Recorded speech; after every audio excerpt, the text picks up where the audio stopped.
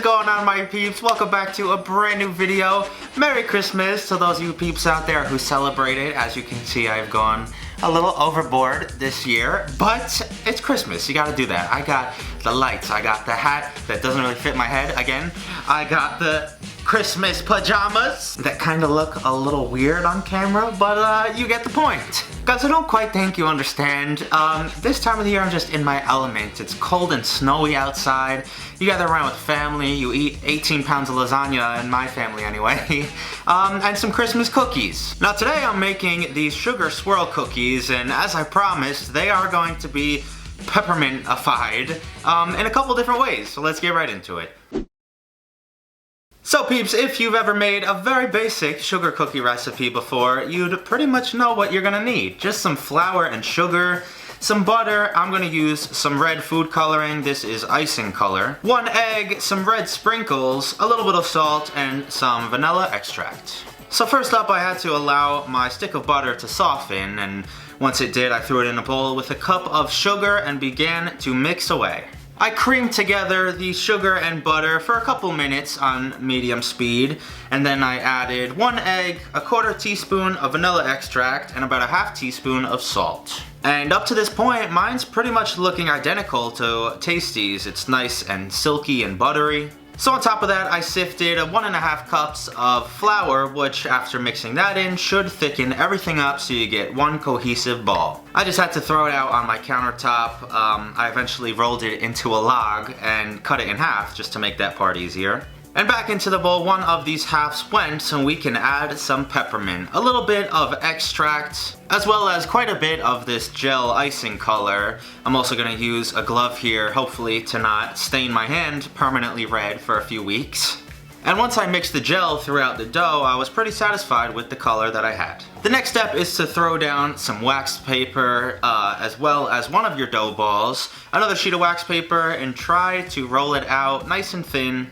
Not too thin so that it's impossible to roll up later, but you kind of get the point. I then began to roll out the other half of dough, trying to make it the same dimensions as the red one to make it a little easier when I layer them on top of each other in a bit. And once I thought I got to that point, I flipped my red one right on top of the white.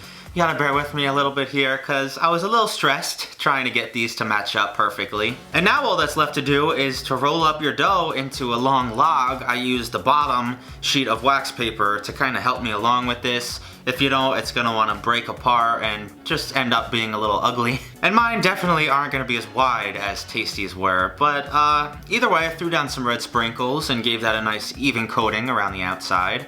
Rolled it up one more time and into the fridge. Overnight, I left these to harden up and become nice and firm. The next day, I popped them out of the fridge and began to cut up some nice, even slices. I'm very interested to see if these are gonna melt down and kind of morph together in the oven because this pattern looks amazing right now. So onto a sheet of parchment paper and into a 375-degree oven for only 8 minutes. You don't want any browning on these or any melting. Afterwards, I just popped them out and thankfully they held their pattern. I'm very satisfied with these. They smell amazing too, so let's give them a taste. I always struggle to know when sugar cookies are done cooking because there's really no like visual cues when they're in the oven, and you don't really want them to brown either, but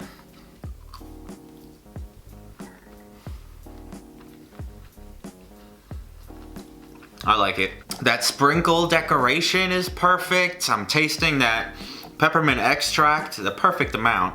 They're really soft, so could they stayed another minute or two in the oven? Probably, I'm not sure. But I'm pretty happy with these. And before I rate them, or in the video, these cookies and some other ingredients I might have up in my kitchen kind of gave me an idea.